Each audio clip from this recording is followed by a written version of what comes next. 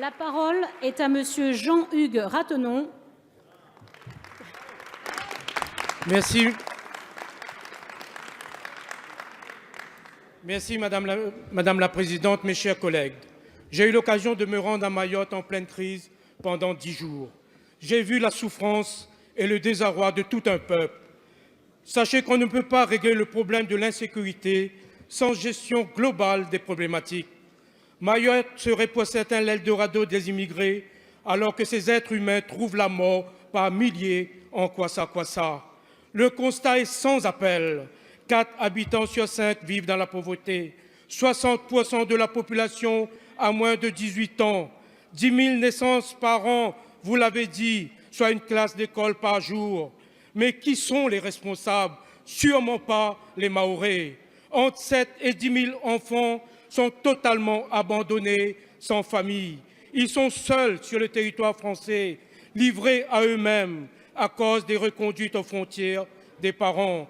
Cette gestion de l'immigration est-elle tolérable et humaine? Le système éducatif, par manque d'établissements et de professeurs, est obligé d'organiser des roulements. Autre sujet préoccupant, si demain un cyclone passe sur Mayotte, près de 20 à 30 000 personnes trouveront la mort. Que fait-on? Sur la santé, le seul hôpital de Mayotte est surpeuplé et 50% des médecins ne restent que quelques mois. 20 médecins libéraux pour toute l'île, 600 dans l'Hexagone pour le même nombre d'habitants. La situation s'aggrave à vitesse grand V. Le peuple dans la rue et l'annonce d'une conférence est trompeuse. Qu'attendez-vous pour faire de Mayotte un département à part entière en engageant sans délai un réel plan de rattrapage? Il leur faut au moins 1,8 milliard d'euros. Qu'attendez-vous pour engager une vraie concertation avec les Comores en faveur d'un co-développement progressif et durable? Mayotte ne peut plus attendre. Mayotte est au bord de... La parole est à Madame Annick Girardin, ministre des Outre-mer.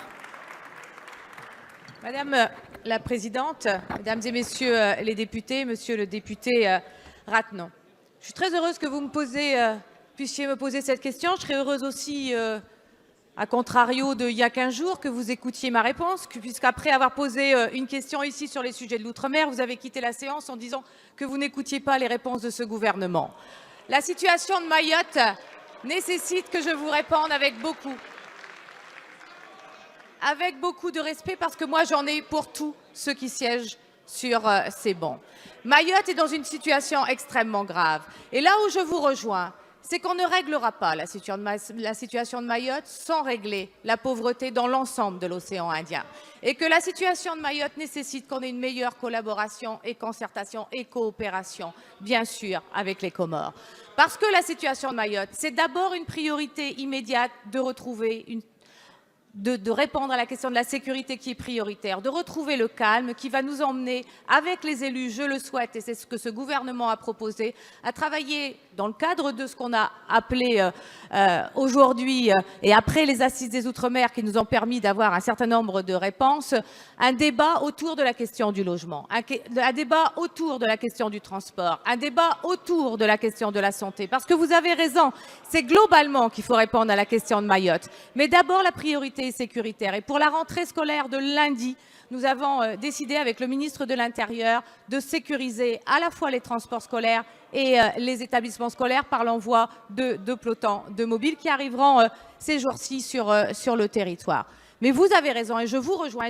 J'invite, moi, tous les députés sur ces bancs à se préoccuper de la question de Mayotte et à participer à ce grand débat sur l'avenir de Mayotte. Parce qu'aujourd'hui, il n'y a qu'une chose que nous pouvons constater, c'est l'échec collectif que nous avons à partager. Donc nous avons le devoir aujourd'hui d'apporter les réponses à la hauteur des enjeux. La ministre.